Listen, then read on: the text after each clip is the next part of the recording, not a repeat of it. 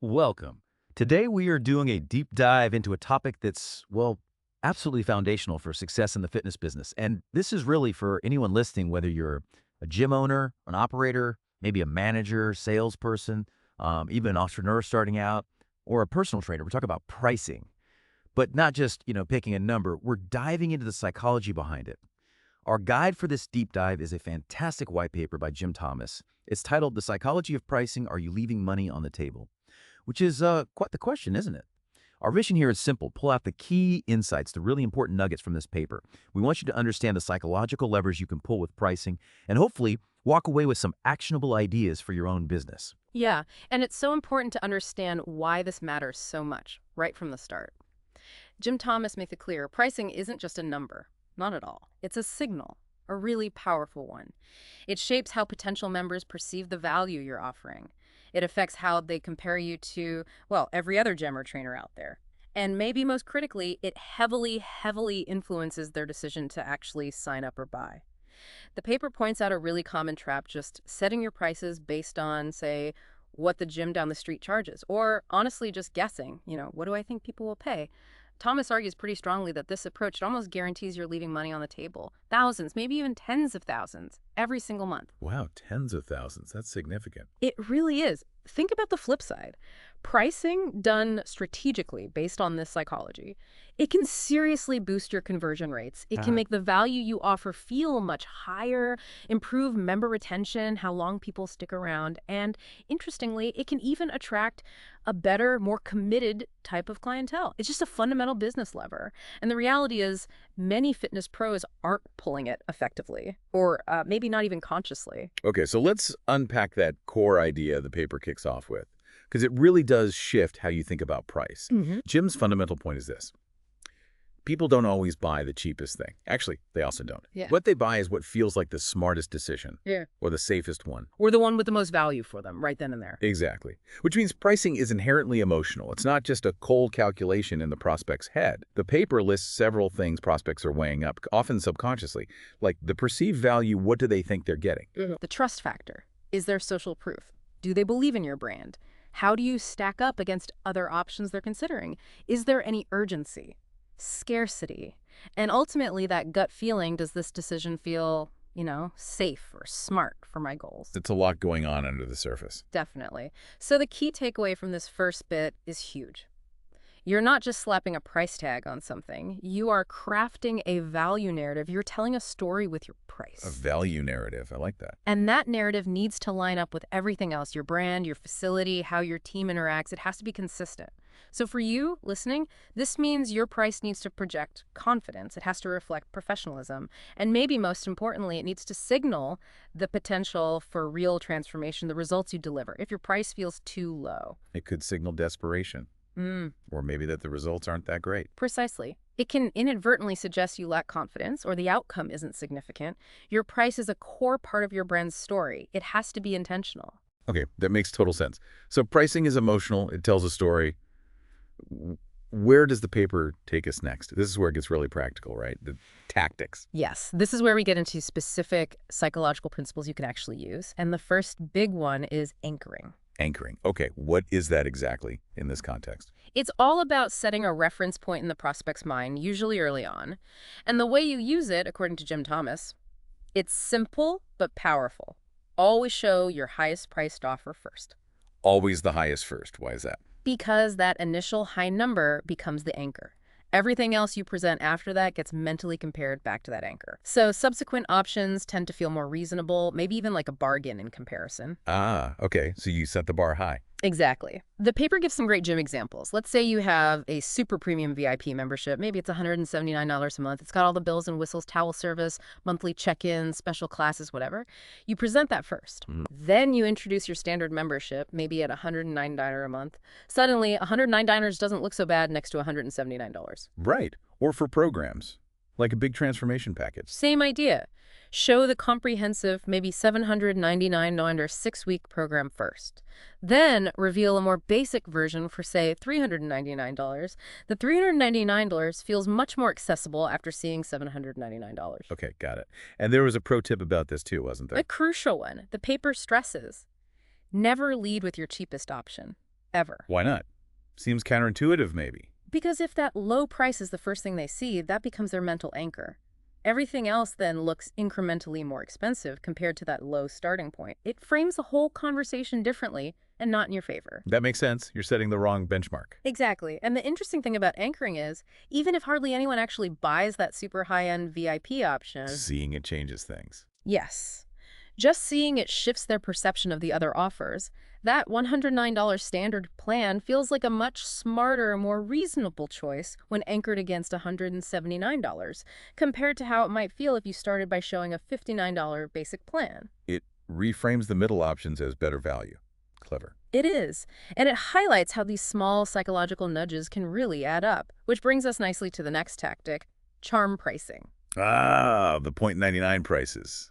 $49.99 instead of $50. I always wondered about those. Well, there's a reason they're everywhere. The paper explains it works on a subconscious level. Our brains tend to focus on the leftmost digit. So $49.99 feels significantly closer to $40 than it does to $50. It's like a little mental trick. Just shaving off that penny makes it feel like it's in a lower category. Pretty much. And it also signals a value or a deal. We've sort of been conditioned as consumers, haven't we? Seeing .99 often makes us think sale or at discount. Yeah, definitely. It's almost expected now for certain things.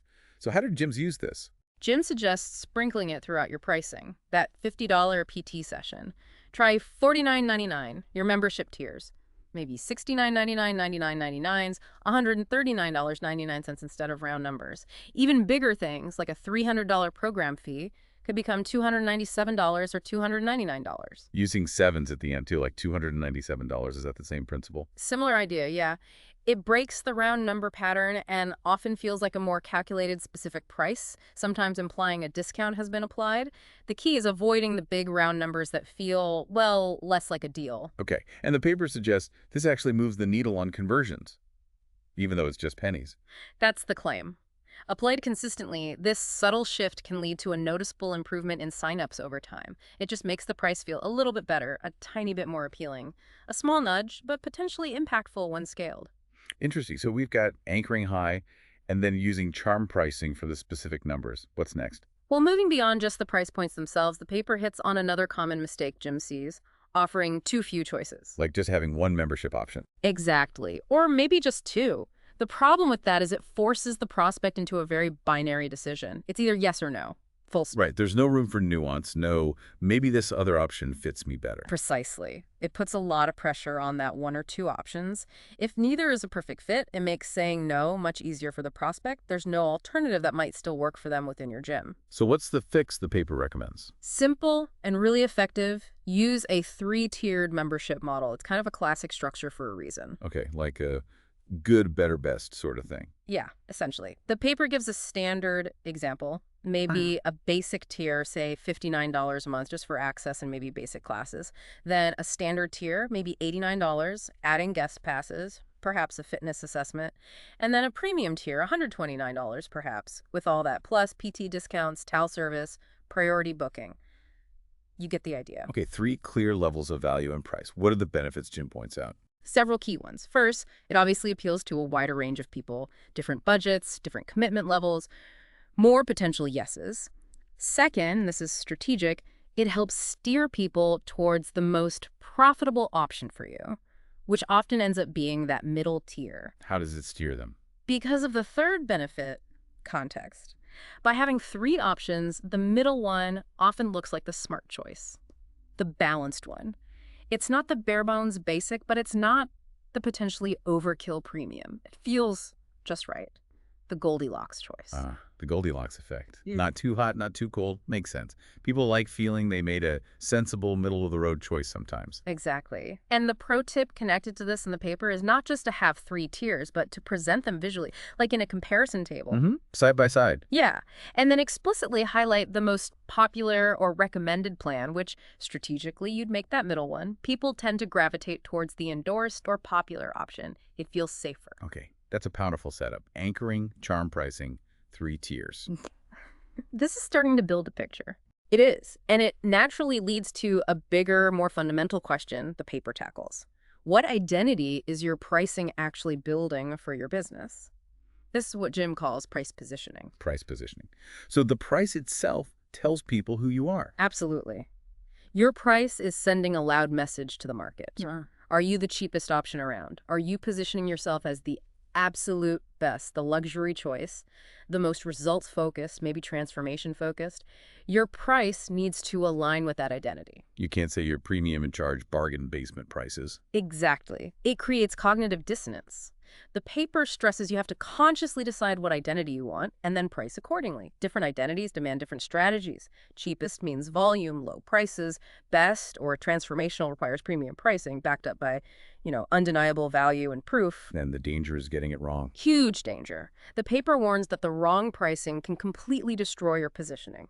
Think about it. You create this amazing high-touch coaching program. Results are incredible. And then you price it at like $99. Does that make it look like a steal? Jim argues, no. It makes it look cheap, untrustworthy even. Like, what's wrong with it if it's only $99? Precisely. It signals low value, regardless of the actual quality, and the same goes for underpricing your core services if you want to be seen as high-end. It signals inexperience or a lack of confidence. Right. That leads back to that analogy you mentioned from the paper. The Mercedes at Toyota pricing. Yeah. Yeah. Don't do it. It just confuses everyone, undermines your brand, and absolutely sabotages your profit potential. Your price and your identity have to sing the same tune. Okay, so positioning is key. Align the price with the brand identity. Makes perfect sense. Now, you've done all this. You've set your anchor price, used charm pricing, built your tiers, considered positioning. Are you finished? Not even close, according to the paper. This isn't a set it and forget it kind of deal. Pricing needs constant attention. You have to test, track, and tweak continuously. Right, because the market isn't static, is it? Things change. Competitors change. Your offerings might evolve. Exactly. You need data. The paper suggests several ways to test things out. Maybe offer founders pricing for a brand new program, lower introductory rate to get initial users and feedback. Good idea. Or run limited time seasonal offers. Test different price points for short periods, see what the response is. Offer loyalty rates for long-term members that tests retention value. Create upsell bundles, like membership plus a PT starter pack. That tests the perceived value of combined services. So lots of ways to experiment carefully, but you need to measure the results right. What should you track? Absolutely critical. The paper lists key metrics. Conversion rates are huge. How many leads actually become members? Track this for in-person tours and online signups separately if you can. Average revenue per member, ARPM. What's the actual financial value of each member on average? Okay. Retention rates, crucially, broken down by membership tier. Do your premium members stay longer than basic ones? Why? And finally, upsell rate. How many people are moving from, say, basic to standard or standard to premium? That tells you if your value ladder is working. Tracking all that must give you a really clear picture over time. It's how you find your pricing sweet spot. It shows you what's resonating, where the value perception is strong, and honestly, where you might still be leaving money on the table because your price isn't quite matching the perceived value. Which brings us back to the title of the paper, doesn't it? Are you leaving money on the table? It does. And that leads really well into the final thoughts Jim shares, which kind of tie it all together. He points out, and this is so common, that many fitness owners price from a place of fear. Fear of what? Fear like, oh no, what if this price is too expensive? Or my competitor is cheaper, I have to match them. Or it's just the plain fear of rejection. What if nobody signs up at this price? Yeah, I can see how that happens. It feels risky putting a high price out there.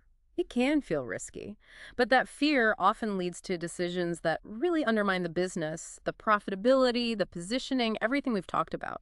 Because the reality, as the paper firmly states, isn't just about the lowest price. People buy confidence. Confidence in the gym or themselves. Both, really. Your confidence in the value you provide reflected in your price. And their confidence that they can get results with you. They buy outcomes, the transformation, the solution to their problem. And they buy what feels like the best value for their specific needs, which, as we've seen, often isn't the absolute cheapest option. So the focus should be on value and confidence, not just price point. Exactly. The core message at the end is powerful. You don't necessarily need more members crammed in at rock-bottom prices. That's a tough game. What you need are the right members, people who value what you do, who are willing to pay the right price for that value. And because they're invested, they stay longer. They stay longer, they get better results because they're committed, and then they become your best advocates. They tell their friends. If your whole strategy is just discounting and racing to be the cheapest, well, the paper warns that's a race to the bottom. Very hard to win and often exhausting. Wow. Okay, that really was a deep dive. It's so clear that pricing psychology is, well, it's incredibly powerful in fitness. Yeah. It's way more strategic than just covering costs or matching the gym next door. Absolutely. Connecting this to the bigger picture, this white paper really drives home that pricing isn't just some admin task. It's a dynamic, strategic tool. It shapes your identity, attracts your ideal clients, and fundamentally drives your profitability. It really deserves conscious, strategic thought, not just guesswork or fear. So for everyone listening, maybe here's the final thought to chew on based on everything we've discussed from Jim Thomas's paper. Are you consciously pricing for profit, for value, based on the psychological principles and the identity you want for your business? Or are your prices still being driven mainly by fear? Or by simply reacting to what the competition's doing? Really think about it. What signal is your current price sending out to your market right now? It's a crucial question, and the paper does mention that Jim Thomas works directly with independent gym owners on exactly this. He helps them build profitable pricing models, boost conversion rates, often without just spending more on ads, and reposition their offers to attract those higher value, more committed clients. Right. So if this deep dive has sparked something and you feel like you need some expert help with your own pricing strategy, Jim provides his contact information. Yeah. You can call Jim Thomas directly at 214-629-7223. That number again is 214-629-7223. Or you can email him at jthomas@fmconsulting.net. jthomas@fmconsulting.net. Thank you so much for joining us for this deep dive today. Yeah. We genuinely hope these insights from Jim Thomas's work help you think differently about pricing and ultimately help you build that successful, profitable fitness business that you're proud to charge appropriately for and that your members feel proud to invest in for their results.